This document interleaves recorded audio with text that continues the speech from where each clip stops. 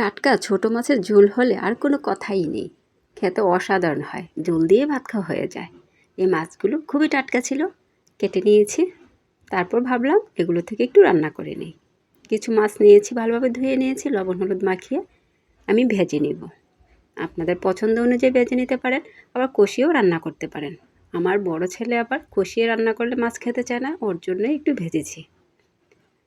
মাছের তেলটা দিয়ে দিলাম, আর কড়াইতে আরেকটু তেল দিয়ে পেঁয়াজ কুচি দিয়েছি। পেঁয়াজটি একটু ভেজে হলুদটা দিয়ে দিলাম। এটা একটা টিপস, হলুদ দিয়ে দিলে তাড়াতাড়ি পেঁয়াজ নরম হয়। ব্রাউন করে ভাজবো না, একটু নরম হয়ে গেছে, পানিটা দিয়ে দিলাম।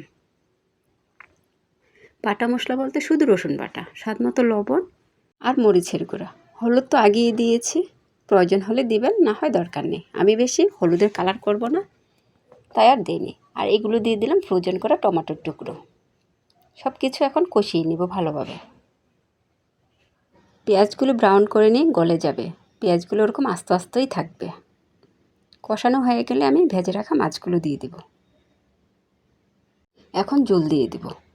এই রেসিপিটা ঝোলই হবে, টাটকা মাছের ঝোল খেতেই খুব ভালো লাগে। আপনাদের পছন্দ অনুযায়ী ঝোল দিতে পারেন। নেড়েচেড়ে কিছুক্ষণের জন্য ঢেকে দিব। কয়েকটা শিং মাছ দিয়েছি, আমার ছোট ছেলে আবার কই মাছ খেতে পারে না কাটার জন্য, তাই ওর জন্য শিং মাছ দিয়েছি। এখন বাজারে অ্যাভেলেবেল বিভিন্ন রকমের টাটকা ছোট মাছ পাওয়া যায়। এভাবে একবার হলো ট্রাই করে দেখবেন। আমি কিন্তু রান্না শিখাই না, অনেক ভিডিওতে বলেছি আমার রান্নাগুলো আপনাদের সাথে শেয়ার করি। যদি ভালো লেগে থাকে একটা শেয়ার করে দেবেন, অন্যদের দেখার সুযোগ করে দেবেন। কিছুক্ষণের জন্য ঢেকে দিয়েছিলাম, কিছু কাঁচামরিচের টুকরো দিয়েছি আর ধনিয়া পাতা।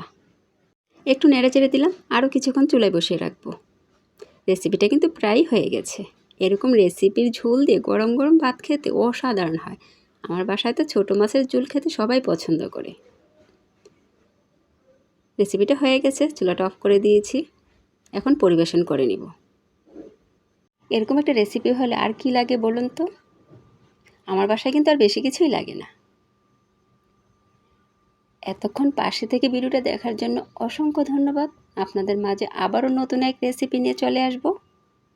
ততক্ষণ সবাই ভালো থাকবেন, আর পেজটাকে ফলো দিয়ে পাশে থাকবেন। সবার আগে আগে ভিডিওগুলো পেয়ে যাবেন।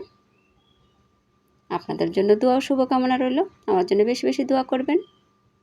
আল্লাহ হাফিজ। আসসালামু আলাইকুম।